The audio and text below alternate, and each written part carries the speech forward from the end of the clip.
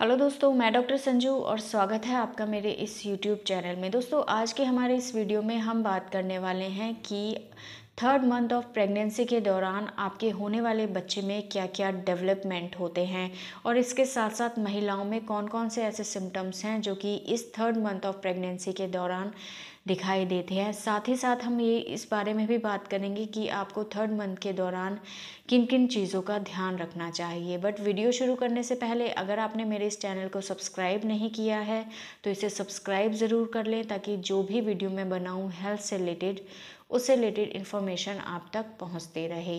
तो दोस्तों, हमारी लास्ट वीडियोस में हमने बात की थी कि सेकेंड मंथ ऑफ प्रेगनेंसी के दौरान आपके होने वाले बच्चे में क्या क्या चेंजेस आते हैं।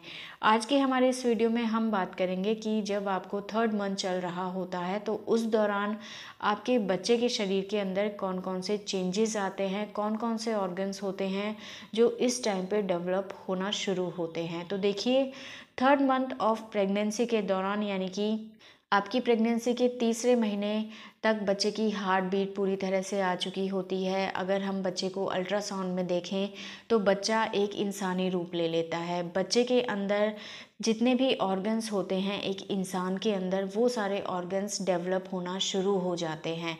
ये डेवलप होना शुरू हो जाते हैं और धीरे धीरे इन जो ऑर्गन्स हैं इनके अंदर मैच्योरेशन आने लगता है। ये साइज़ में बढ़ने लगते हैं और ज़्यादा पहले से मैच्योर होते रहते हैं। बच्चे की आँख, नाक, कान, एक पूरा उसका फेस बन के तैयार हो जाता है, जिससे हम ईज़िली इस चीज़ को रूल आउट कर सकते हैं कि ये किसी इंसान का बच्चा है। वो एक तरह से इंसानी रूप अपना लेने लगता है। लेकिन इस दौरान बच्चे का जो सिर वाला हिस्सा होता है वो शरीर से थोड़ा सा बड़े साइज़ का होता है, लेकिन धीरे धीरे जैसे जैसे उसके अंदर डेवलपमेंट होता जाता है उसका सर नॉर्मल साइज़ का आने लगता है। उसके शरीर के अंदर liver, kidney, stomach, intestine, lungs, heart ये धीरे धीरे और मैच्योर होने लगते हैं।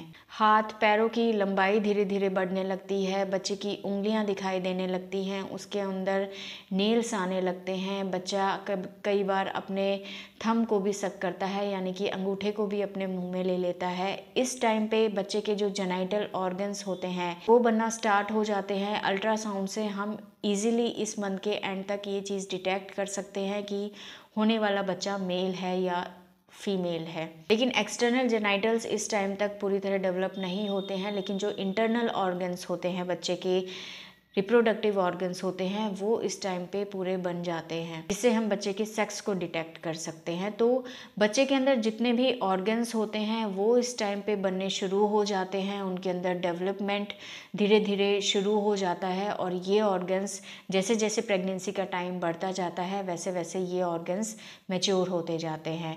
इस महीने के दौरान आपको एक अल्ट्रासाउंड कराना इस टाइम पे बहुत ज़्यादा ज़रूरी होता है, जो कि 11वें हफ्ते से 13वें हफ्ते के बीच में होता है। इसको हम एंटी स्कैन बोलते हैं।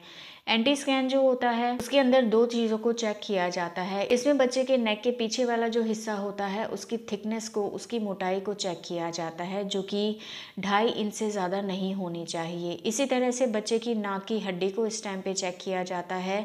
अगर नाक की हड्डी बनी हुई है तो ये अच्छा साइन होता है, लेकिन अगर ये नाक की हड्डी अगर एब्सेंट होती है तो इसकी वजह से बहुत सारे क्रोमोसोमल एबनॉर्मेलिटीज़ होने के चांसेस होते हैं। ये दो टेस्ट किए जाते हैं और इससे बच्चे में किसी तरह की कोई क्रोमोसोमल एबनॉर्मेलिटी इन फ्यूचर उसको हो सकती है या नहीं, इस चीज़ को डिटेक्ट किया जाता है।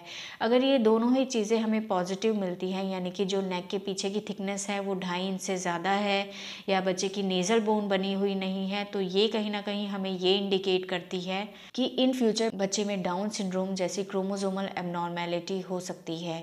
इस तरह की जो एबनॉर्मेलिटी होती है उनके अंदर बच्चा डिलीवर तो नॉर्मल होता है, लेकिन फ्यूचर में जाके उसके अंदर बहुत सारी एबनॉर्मेलिटी होने के चांसेस बढ़ जाते हैं। बच्चे का आईक्यू लेवल कम होता है, बच्चे दूसरे बच्चों के मुकाबले एबनॉर्मल दिखते हैं, उनकी मेमोरी वीक होती है, फिज़िकली वो वीक होते हैं। तो इस तरह की बहुत सारी प्रॉब्लम्स होती हैं जिनको इस अल्ट्रासाउंड से डिटेक्ट किया जाता है। और अगर ये दोनों चीज़ें हमें पॉजिटिव दिखाई देती है तो फर्दर और इन्वेस्टिगेशन बच्चे के कराए जाते हैं, जिससे इस चीज़ को रूल आउट किया जा सके कि बच्चे में इस तरह की प्रॉब्लम्स के होने के चांसेस कितने ज़्यादा सीरियस है। तो इस टाइम पे ये अल्ट्रासाउंड इसलिए कराना बहुत ज़्यादा ज़रूरी है।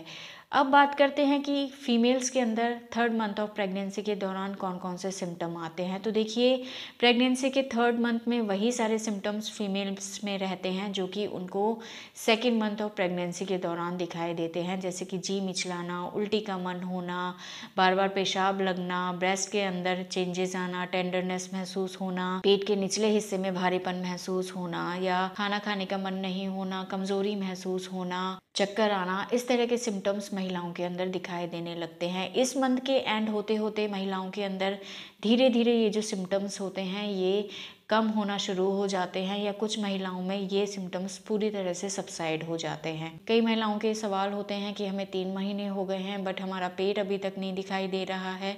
तो देखिए, प्रेगनेंसी के थर्ड मंथ तक भी जो यूट्रस होता है वो पेल्विस के अंदर ही होता है। थर्ड मंथ के बाद वो पेल्विस से बाहर निकलता है और उसके बाद फिर धीरे धीरे आपका पेट दिखाई देने लगता है, लेकिन तीसरे महीने तक आपका पेट नहीं दिखता है क्योंकि यूट्रस आपका पेल्विक बोन के अंदर होता है। तीसरे महीने के बाद आपका पेट धीरे धीरे बढ़ना शुरू होता है। तो अब तीसरे महीने के दौरान हमें किन चीज़ों का ध्यान देना है। तो देखिए, सबसे पहला तो आपको इस दौरान एक अल्ट्रासाउंड कराना है जिसको हम एंटी स्कैन बोलते हैं, जो कि मैं अभी बता चुकी हूँ कि किस लिए किया जाता है। दूसरा, इस महीने पे जो मेडिसिन दी जाती है महिलाओं को वो प्लेन फॉलिक एसिड ही होता है। 3 महीने तक आपकी फॉलिक एसिड की टैबलेट ही रेगुलर चलती है। 3 महीने के बाद हम दूसरी मेडिसिन स्टार्ट करते हैं। इस दौरान महिलाओं को अपना एक बार हीमोग्लोबिन चेक कराना बहुत ज़्यादा ज़रूरी है। एक यूरिन टेस्ट कराना ज़रूरी है। इसके अलावा जब आप अपने डॉक्टर के पास जाते हैं तो वो आपको इन टेस्ट के बारे में एडवाइस कर देते हैं कि कौन सा टेस्ट आपको कराना है। आपकी कंडीशन के अकॉर्डिंग अगर कुछ और टेस्ट इनको कराने होते हैं डॉक्टर को तो वो आपको वो बता देते हैं। तो ये सारी चीज़ें आपको अपने डॉक्टर से मिलने के बाद आपको पता चल जाती हैं, इसलिए इस दौरान आपको डॉक्टर के कांटेक्ट में रहना बहुत ज़्यादा ज़रूरी है। बाकी इसके अलावा आपको अपने खाने पीने पे बहुत ज़्यादा ध्यान देना है। आपको वो चीज़ें ज़्यादा लेनी है जो आपके बच्चे के लिए और आपके लिए फ़ायदेमंद हो। बाहर की चीज़ें जितना हो सके आपको अवॉइड करनी है। लिक्विड आप खूब ले सकती हैं। अपने खाने में हरी सब्जियां, फ्रूट्स, प्रोटीन आप ज़्यादा से ज़्यादा लें। इसके अलावा अगर पेट के निचले हिस्से में अगर आपको लगातार दर्द रहता है, किसी तरह की कोई स्पॉटिंग रहती है, तो इस बारे में एक बार डॉक्टर से कंसल्ट ज़रूर करें।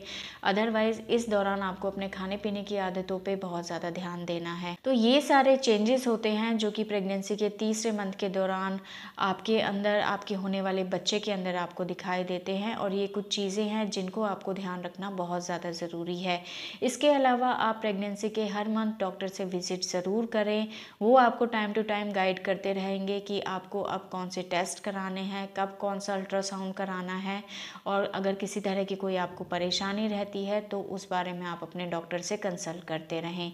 तो दोस्तों, ये था आज का हमारा वीडियो। अगर इस वीडियो से रिलेटेड आपके किसी तरह के कोई सवाल हैं जो आप हमसे पूछना चाहते हैं तो आप हमें मैसेज कर सकते हैं, और हमारे आने वाली वीडियोस को देखने के लिए हमारे इस चैनल को सब्सक्राइब ज़रूर करें। Thank you.